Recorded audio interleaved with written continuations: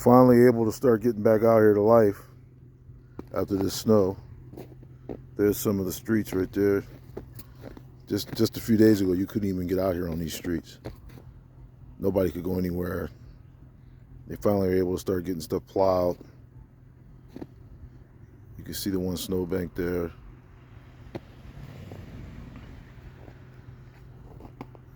Just really shovel the pathway to the porch. You can see how much snow there is. You could just give you an idea.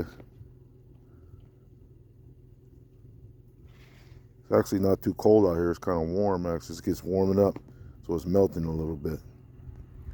But big storm in this northeast area.